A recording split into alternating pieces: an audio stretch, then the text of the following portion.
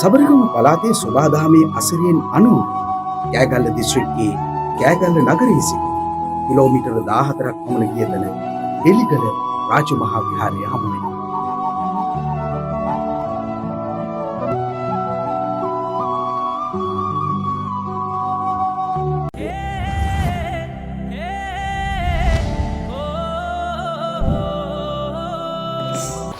දැන් අප රැඳී සිටින්නේ ඓතිහාසික බෙලිගල විජේසුන්දරාරාම රාජමහා විහාරස්ථානයේ සුවිශේෂී සඳකඩ පහන අභියසයි. ලක්දිව අසම සම සඳකඩ පහනක් බෙලිගල ඓතිහාසික විජේසුන්දරාරාම රාජමහා විහාරස්ථානයේ ප්‍රවිසීමේ ප්‍රවේශ දොරටුව ළඟ දකින්නට පුළුවන්කම තියෙනවා. මේ ස්ථානයේ මකර තොරණකින් සමන්විතව මෙම සඳකඩ පහන ඉපැරණි සඳකඩ පහනක් හැටියට දිසූ ආකාරයේ වර්තමානෙත් ඒ වගේම අතීතයේ එහි සුවිශේෂී කාරණාත් එක්ක ගල්පලා බලනකොට දකින්න පුළුවන්කම තියෙනවා. මේ සඳකඩ පහනේ මුලින්ම දකින්න තියෙන්නේ ගිනිදෙල් මාලාවක්. ඊළඟට දකින්න පුළුවන් සත්තු තුන් දෙනෙක්ගේ රූප සටහන්. පළවෙනිම සිංහ රූපය දකින්න පුළුවන්කම තියෙනවා. දෙවෙනුව ඇතුන්ගේ ගමන් මඟ දකින්න පුළුවන්කම තියෙනවා. ඊගාවට තුන්වෙනුව දකින්න තියෙන්නේ අශ්වයින්ගේ ගමන් මඟයි. මේ සියලුම සතුන් දෙපැත්තෙන් පැමිණ මූණට මූණ හමුවීමක් දකින්න පුළුවන්කම තියෙනවා. මකර කටකින් ආරම්භ වෙන මේ සතුන් තුන් දෙනා ක්‍රමයෙන් ගමන් කොට තවත් මකර කටකට ප්‍රවේශ වෙන ආකාරයයි මේ සඳකඩ පහනේ කැටයම් තුලින් පෙන්눔 කරන්නේ. මේ පද්මය තරමක් ඉදිරියට නෙරා යමින් විශේෂයෙන් උලුප්පා දක්වලා තියෙනවා. මෙන්න මේ සුවිශේෂී කැටයම් කලාවත් සමග අපිට ඓතිහාසික සඳකඩ පහන් හා සාපේක්ෂව මෙහි වටිනාකම පිළිබඳව වෙන්වෙන්ව දක්වන්න පුළුවන්කම තියෙනවා. ලංකාවේ දකින්න තියෙන සියලුම සඳකඩ පහන් වල සතුන් ගමන් කරන්නේ එක පැත්තකට. නමුත් මෙහි දකින්න පුළුවන් සතුන් දෙපැත්තෙන් ඇවිදින් මුහුණට මුහුණ හමුවීමක්. ඒ වගේම ඒ සතුන් ආපසු බලාගෙන ඉන්න ඉරියව්වකුත් දකින්න පුළුවන්කම තියෙනවා. ඇතුන්ගේ ගමන් මගත් ඒ වගේ, අශ්වයින්ගේ ගමන් මගත් ඒ වගේ. මේ අනුව සෙනරත් පර්ණවිතාන සූරීන් වැනි මහාචාර්යවරුන් පුරාවිද්‍යාඥයින් දැක්වූ මතයට වඩා වෙනස් මතයක් මේ සඳකඩ පහනින් දකින්න පුළුවන් නිසා මේ සඳකඩ පහන සුවිශේෂී සඳකඩ පහනක් වෙනවා. ඒ වගේම ලියවැල වෙනුවට පැහැදිලිම ගිනිදළු පෙන්වා දීලා තියෙනවා. එයත් දකින්න නොලැබෙන දුර්ලභ ගණයේ සඳකඩ පහනක ලක්ෂණයක්. ඒ වගේම මේ සඳකඩ පහනේ පද්මය උලුප්පා උඩට තරමක් උස්සලා පෙන්නලා දීලා තියෙනවා. පද්මය කියන්නේ නෙළුමට, නෙළුම අදහස් කරන්නේ නිවනයි. මේ නිසා නිවන විශේෂීව හඳුන්වා දෙන්න ගත් උත්සාහයක් හැටියටයි මෙතන පෙන්වන්නේ. සත්තු තුන් දෙනාගෙන් අදහස් කරන්නේ ජාති, ජරා, ව්‍යාධි, මරණ. මේ සංසාර ගමන් මගේ ගිනිදැල් වලින් පෙන්눔 කරන්නේ දෙවි මේ ජාති, ජරා, ව්‍යාධි තත්වයන් වලට සත්වයා පත්වෙමින් ගමන් කරන ආකාරයයි. ඉතින් ප්‍රවේශ වෙන දොරටුව ළඟ මෙවැනි සඳකඩ පහනක් ඒ අනුව යම් සංකල්පමය අදහසක් හැටියට මිනිසුන් ප්‍රවේශ වෙනවත් සමග විහාරස්ථානයේට ජාති, ජරා, ව්‍යාධි, මරණ දුක් වලින් අත මිදී නෙළුමට ප්‍රවේශ වීමත් සමගම නිවනට පත්වීමක් කියන අදහස මෙහි සංකේතවත් වෙනවා. නෙළුම් හැදෙන්නේ මඩෙහි. නමුත් මඩත් වතුරත් නොගෑවි විකසිත වෙනවා වතුරින් උඩට ඇවිදිලා. අන්න ඒ දර්ශනය මත රහතන් වහන්සේලාට නෙළුම නිවන නෙළුම උපමා හැටියට පෙන්වා දීලා තියෙනවා. මේ සංකේතවත් වීමත් සමග සසර සහ නිවන සඳකඩ පහනින් සංකේතවත් වෙන අතර හැබැයි ලංකාවේ දකින්න තියෙන අනිත් සියලුම සඳකඩ පහන් වලට වඩා වෙනස් ආකෘතියක් මේ තුලින් දැකිය හැකියි. මේ නිසා කැටයම් අතර ආරක්ෂා කරගත යුතු ඓතිහාසික වටිනාකමක් තියෙන වෙනස් සඳකඩ පහන් වලට වඩා වෙනස් මුහුණුවරකින් නිර්මාණය වෙලා තියෙන මේ සඳකඩ පහන සුවිශේෂී සඳකඩ පහනක් වෙනවා. දැනට මේ ආකෘතියෙන් ලංකාවේම පවතින මේ සඳකඩ පහන පමණයි. හැබැයි හත්තිකුච්චි විහාරයේ මේ හා සමාන ආකෘතියක් දකින්න පුළුවන්කම තියෙනවා. නමුත් මේ හා සමාන සඳකඩ පහනක් ලක්දිව දැකිය හැක්කේ බෙලිගල ඓතිහාසික විජේසුන්දරා රාජමහා විහාරස්ථානයේ පමණයි.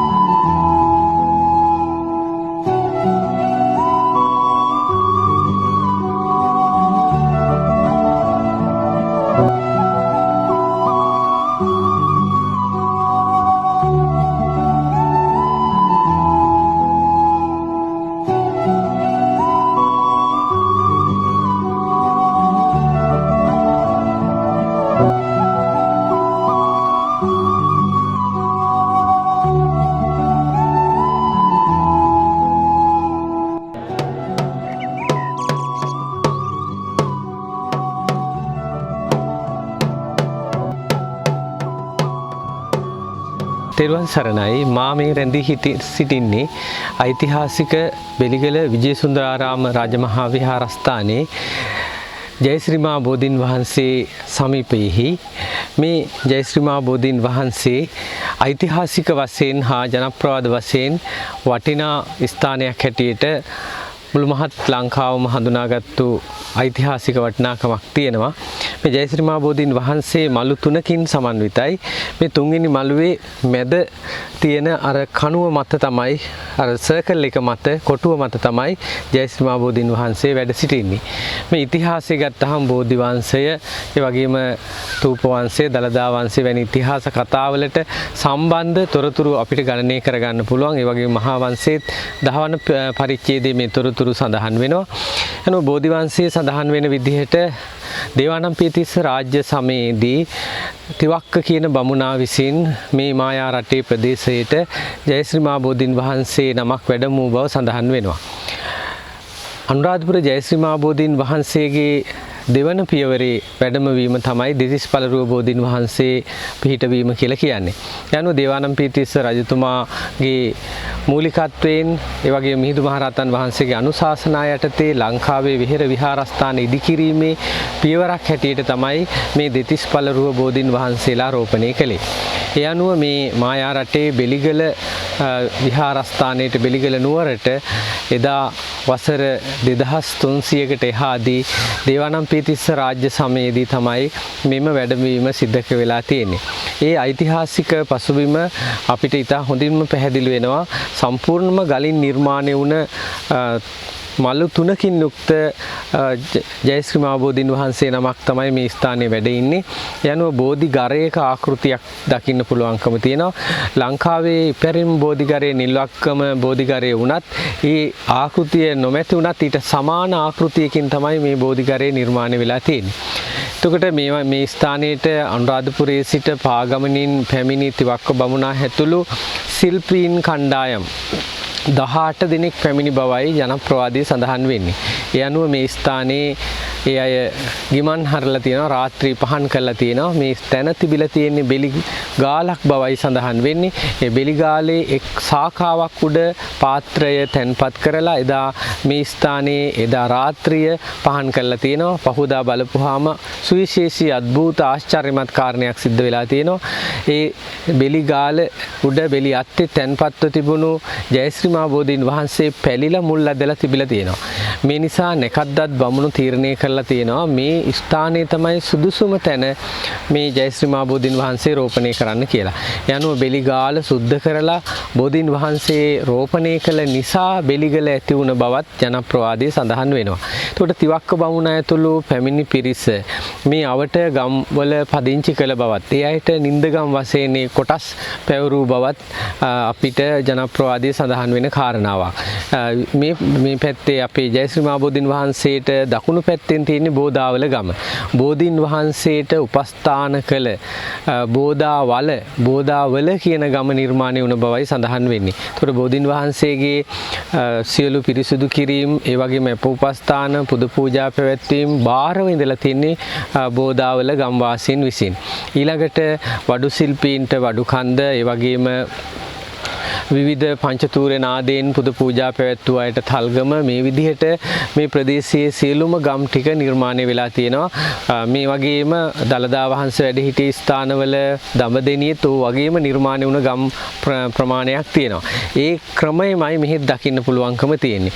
ඒ අනුව එදා දේවානම්පියතිස්ස රාජ්‍ය කාලයේ මිනිස්සු ගම් වරදීලා පදිංචි කළාට පස්සේ ගොවිතැන්පත් කරලා මුලින්ම අග්‍රශස්‍ය දාණය කිරි ආහාර හැටියට සකස් කරගෙන ගොවිතැන්පත් වල තිබුණු සියලුම මූලික කුළුඳුල් දේවල් වෙසක් පුර 15ක පොය දවසේදී කිරි ආහාර පෙරහැරකින් බෝධීන් වහන්සේ වන්දනා කරන්නට, පූජා කරන්නට මිනිස්සු ගමින් මුළු ගමම එකතු වෙලා, පුංචි දරුවගේ ඉඳලා වැඩිමහලුව දක්වාම හැමෝම එකතු වෙලා පෙරහරින් පැමිණි බව ඉතිහාසයේ සඳහන් වෙනවා. ඉතින් ඒ පැමිණීම තමයි වර්තමානයේත් උදෑසන පෙරහැර 7ක් ගම් 7කින් පැමිණිලා කිරි ආහාර මල්, ඒ වගේම විවිධ වෙස් නැටුම්, ඒ වගේම විවිධ උඩරට පහතරට නැටුම් කණ්ඩායම් සමග ඉතාම විචිත්‍රවත් පෙරහැරක් බවට සංවර්ධනය වෙමින් අද මේ විදිහට පුද පූජා පවත්වනු ලබන්නේ. ඉතින් මේ 2025 වසරේත් ඒ උදෑසන කිරියාහාර පෙරහැර ගම්හතෙන්ම පැමිණිලා ජයශ්‍රී මා බෝධීන් වහන්සේ වන්දනා කරනු ලබනවා. ඉතින් ඒ සුවිශේෂී කාරණාවත් එක්ක ගම් හතකින් මිනිස්සු සංවිධානය වෙලා ගමින් පන්සලට එන පෙරහැරක් ලංකාවේ දකින්න පුළුවන් කමක් නැහැ. ඒ සුවිශේෂී උපසංස්කෘතිය අපිට මෙහිදී දකින්න පුළුවන්කම තියෙනවා.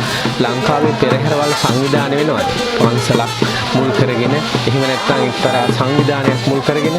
නමුත් මේ පෙරහැර පන්සලෙන් අපි සිද්ධ කරන්නේ ඒ සඳහා අපි කිසිම අනුග්‍රහයක් ලබා දෙන්නේ නැහැ. මේවා ගම්මු විසින් තමන්ගේ අතීතයේ උරුමයක් හැටියට, අභිමානවත් උරුමයක් හැටියට ගම්මු විසින් හැමදාම වෙසක් පොය දවසේ පුරපසළොස්වක පොය දවසේ විහාරස්ථානයේට තාම භක්තිමත්ව ගෞරවයෙන් සුදු ඇඳගෙන පොඩි සේසත් එක්ක කිරියාහාර මුතු කුඩ උඩින් වදම්මින් සුදු වස්ත්‍ර උඩින් වඩම්මමින් නැටුම් ගැයුම් වැදුම් අතර පංචතූර්ය නාදයෙන් මේ බෝධීන් වහන්සේ වටාම පැදකුණු කරලා 3 වතාවක් පූජා කරනු ලබනවා. ඒක සුවිශේෂී අසිරිමත් කාරණාවක්. ලව් ලෝකේ කොහෙවත් දකින්න නැති දෙයක්. මේ විදිහට එක දවසේ උදෑසනක පෙරහැර 7කින් වන්දනා කරන්නේ ජයශ්‍රී මා බෝධීන් වහන්සේව. ඒ අතීත මිනිසුන්ගේ උරුමය සනිටුහන් කරමින් ඒ වගකීම, ඒ බාරය Taman විසින් පරපුරෙන් පරපුරට අරගෙන ආපු ඒ සංස්කෘතික මංගල්‍ය ඊටාම විශිෂ්ටාකාරයෙන් වගකීමෙන් ඉටු කිරීම සඳහා තමයි මේ කාර්යය සිද්ධ කරන්නේ. ඉතින් මේ නිසා අපේ ප්‍රදේශවාසී ගම්වල ජනතාව ඊටාම භක්තිමත් පිරිසක්, සද්ධාවන්ත පිරිසක්. ඒ වගේම මේ මිනිස්සු තමන්ගේ ආත්මයටත් වඩා හදවතින්ම මේ සංස්කෘතික මංගල්‍ය ඊටාම ගෞරවයෙන් සිද්ධ කරනු ලබනවා. මේ නිසා මේ හැමෝගෙම පවතින ආගමික භක්තිය හා ගෞරවය අති විශිෂ්ටයි. ඒ වගේ මේ මිනිසුන් මෙම සංස්කෘතියෙන් ශිෂ්ටාචාරයෙන් පෝෂණය වෙච්ච පිරිසක්. මේ නිසා මේ හැම දෙනාම ඒ උපසංස්කෘතිය අගය කරමින් තමන්ගේ වගකීමුත් මෙවර දැසන තාම අසිරිමත්ව පවත්වන්න සංවිධානය කරලා තියෙනවා. ඉතින් ඔබ හැම දෙනාම මේ ඓතිහාසික උරුමය දැක බලා ගනිමින්, ඒ වගේම මේ ස්ථාන ආරක්ෂා කරගමින් අපේ අභිමානවත් ශිෂ්ටාචාරය සිංහල බෞද්ධ උරුමයන් ආරක්ෂා කරගන්නට මේ අවස්ථාවේදී සිහිපත් කරමින් හැම දිනාටම තෙරුවන් සරණ ප්‍රාර්ථනා කරනවා.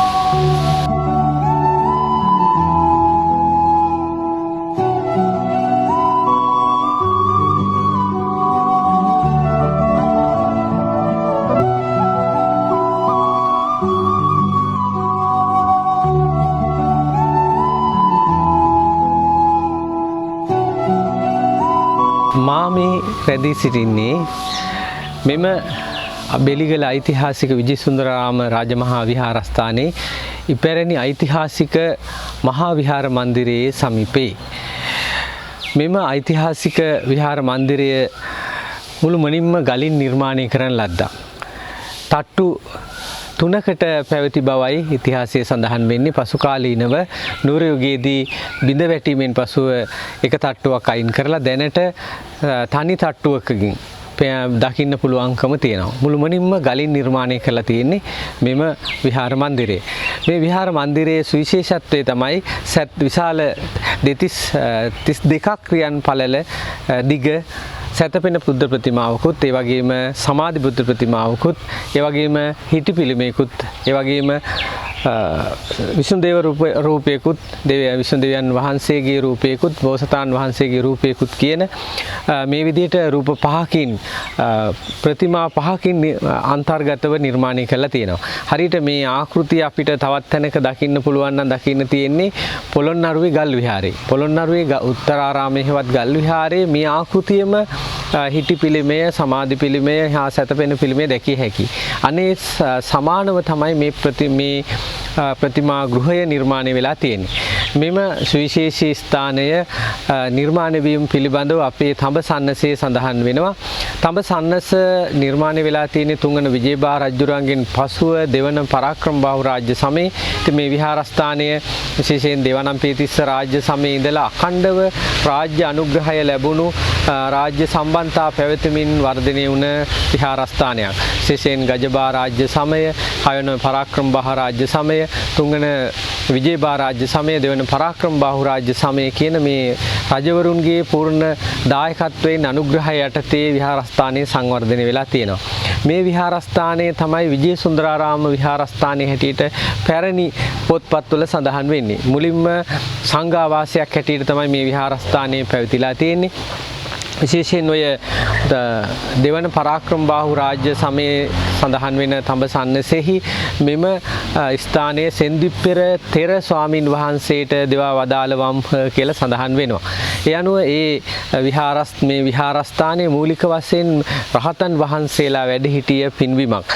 උදාහරණයක් හැටියට අපිට දකින්න පුළුවන් මේ හතර වටේටම සීමා මාලක තියෙනවා. ගල් වලින් සීමා කරපු. ඒ කියන්නේ විනය කර්මය කරලා තියෙනවා භික්ෂුන් වහන්සේලා. ඒ වගේම මේ පින්බිමේ තුන්වන විජේබා රාජ්‍ය සමයේ සහ දෙවන පරාක්‍රමබාහු රාජ්‍ය සමයේ විජේබා කියලා පිරිවෙනක් පැවතිලා තියෙනවා.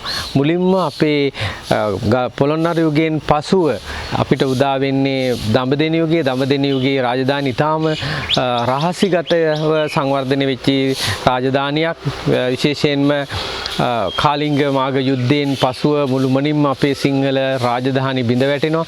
විනාශ වූ රාජධානියෙන් පසුව අපේ දඹදෙණියෙන් තමයි නැවත සිංහල බෞද්ධ රාජධානි ගොඩනැගෙන්නේ. ඉතින් මේ ස්ථානයේ තමයි මුලින්ම තුන්වන විජේබා රාජ්‍ය සමයේ සිට විජේබා පිරිවෙනකින් අපේ ශිෂ්ටාචාරයේ විශේෂයෙන් ලිඛිත ශිෂ්ටාචාරයේ ගද්‍ය පද්‍ය නිර්මාණ, ඒ වගේම ත්‍රිපිටකය, ඒ වගේම පාලි සංස්කෘත ආදී සාහිත්‍යමය පැත්ත සංවර්ධනය වෙන්න විශේෂයෙන් අපේ පිරිවෙන් අධ්‍යාපනයේ මූලික ස්ථානයක් හැටියටයි මේ ස්ථානය සඳහන් වෙන්නේ. මේ විදිහට මහා සංඝරත්නය වැඩ වාසය කරමින් පිරිවෙන් අධ්‍යාපනය ආරම්භ කළ මේ පින්බිමේ මුලින්ම වැඩ සිටියේ මේ විහාරයේ මහා සංඝරත්නය සෙන්දිප්පෙර තෙර ස්වාමින් වහන්සේ තමයි මේ පින්බිමේ වැඩ ඉඳලා තියෙන්නේ. ඉතින් මේ විහාරස්ථානයේ සුවිශේෂී අංගයක් හැටියට මේ මහා විහාර මන්දිරය සඳහන් කරන්න පුළුවන්. තාම දුර්ලභ ගණයේ සිතුවම් ගොඩක් මෙහි අන්තර්ගතයි. හැම අඟලකම නිර්මාණයක් කරලා තියෙනවා, සිතුවම් කරලා තියෙනවා. ඒ වගේම මෙම සිතුවම් වල සුවිශේෂී අනන්‍යතාවයන් තියෙනවා. නුවර යුගයේ මුල් අවස්ථාවේ ඒ වගේම සිවිලිම් සිතුවම් වල විශේෂයෙන් කලා සෞන්දර්යාත්මක වටිනාකමක් තියෙනවා, කලාත්මක වටිනාකමක් තියෙනවා. ඉතින් කලාකරුවා හැම අවස්ථාවෙදීම තියෙන හැම ඉඩකම තාම සියුම් නිර්මාණ කරමින් තා ලස්සන ඓතිහාසික සිතුවම් ගොඩකින් මෙම විහාර මන්දිරයේ අභ්‍යන්තරය නිර්මාණය කරලා තියෙනවා. මේ නිසා මේ විහාරස්ථානයේ ඓතිහාසික වශයෙන්ුත් ඒ වගේම ආශ්චර්යමත් ස්ථානයක් හැටියට සඳහන් වෙනවා. ඉතින් මේ විහාර මන්දිරයේ පිටුපස කාමරය තුල නාගයන් රැඳී සිටින බවත්, ඒ වගේම මේ විහාරස්ථානයට කිලිටු කිසිවෙකුට ඇතුල් විය නොහැකි බවත් අතීතයේ ඉඳලා පැවතෙන ජනප්‍රවාදයක්. ඉතින් වර්තමානයේත් මිනිසුන් ඓතිහාසික වශයෙන්ුත් ඒ වගේම ආශ්චර්යමත් ස්ථානයක් හැටියටත් මෙම මහා විහාර මන්දිරය සැලකුම් ලබනවා. ඉතින් මේ මහා විහාර මන්දිරය මාසෙකට එක වතාවක් තමයි විවෘත කරනු ලබන්නේ. අනිත් දවස්වල වහලයි තියෙන ආරක්ෂාව සඳහා. පසුගිය කාලයේදී නිදාන් වරුන් මේ ස්ථානයට පැමිණියත් ඔවුන්ට කිසි හානියක් විහාරස්ථානට කරන්න පුළුවන්කමක් ලැබුණේ නැහැ. මේ විහාරයේ තියෙන ආශ්චර්යය නිසා ඔවුන් සියලු දෙනාම විනාශ වෙලා ගියා. ඒකට මෙවැනි ආශ්චර්යමත් ඒ වගේම අනුභව සම්පන්න සුවිශේෂී ස්ථානයක් හැටියටයි මේ මහා විහාර මන්දිරය සැලකුම් ලැබෙන්නේ. ඉතින් මේ මහා විහාර මන්දිරයේ යුග ගණනාවකට අයිති අතර විශේෂයෙන් මහා සංඝරත්නයේ වැඩ සිටිය ආරාමයක් විදියටත්, සීමා මාලකයක් හැටියටත්, ඒ වගේම විහාර මන්දිරයක් හැටියටත් මේ විදියට ක්‍රමයෙන් සංවර්ධනය වුණ ස්ථානයක් හැටියටයි මේ මහා විහාර මන්දිරය සැලකුණු ලැබෙන්නේ. ඉතින් මේ මහා විහාර මන්දිරය තුල තියෙන මේ සංස්කෘතික වටිනාකම, කලාත්මක වටිනාකම, ඒ වගේම සෞන්දර්යාත්මක වටිනාකම, චිත්‍ර, මූර්ති, කැටයම් වල තියෙන ලක්ෂණට අමතරව මෙහි දකින්න පුළුවන් ලී වල තියෙන ලී කණු වල තියෙන සිතුවම් එය අපිට දුර්ලභව දකින්න තියෙන කාරණාවක්. බොහෝ ලී කණු වල සිතුවම් නෙමේ කැටයම් දකින්න පුළුවන්කම තියෙන්නේ. ගඩලාදෙණිය වැනි ස්ථාන උදාහරණ හැටියට දකින්න පුළුවන්, පෙන්වන්න පුළුවන්. නමුත් මෙහිත් විශේෂයෙන් ඒ ගල් කණු වල පවා චිත්‍ර නිර්මාණය කරමින් ඒ කලාකරුවා ඉතාම සෞන්දර්යාත්මක තැනකට මේ පුණ්‍ය භූමිය අරගෙන ගිහිලා තියෙනවා. ඉතින් මේ නිසා ඓතිහාසික වශයෙන්ුත් ඒ වගේම සෞන්දර්යාත්මක වශයෙන්ුත් සුරැකිය යුතු, පුරා විද්‍යාත්මක වශයෙන්ුත් ආරක්ෂා කළ යුතු විශේෂ අපේ ලාංකීය අනන්‍යතාවයේ උරුමයක් හැටියටයි මා මේ විහාරස්ථානය දකින්නේ. මා මේ රැඳී සිටින්නේ ඓතිහාසික බෙලිගල විජේසුන්දරාරාම රාජමහා විහාරස්ථානයේ ඉපැරණි දාගැබ් වහන්සේ අභියසයි. මේ දාගැබ් වහන්සේ ඓතිහාසික පුවත අපි හැමෝටම වැදගත් වෙනවා. ඓතිහාසික පරපුරක, ඓතිහාසික යුගය ගණනාවක ඓතිහාසික සිදුවීම් ගොඩක් කුතුහලයට ලක් කළ, වෙනස් කළ ඓතිහාසික පුවතක් මේ දාගැබ් වහන්සේ තුල අන්තර්ගතයි. අපි දළදා වහන්සේ සමග වැඩ සිටිය පාත්‍රා ධාතුන් වහන්සේ පිළිබඳව මේ පුවත අහලා තියෙනවා.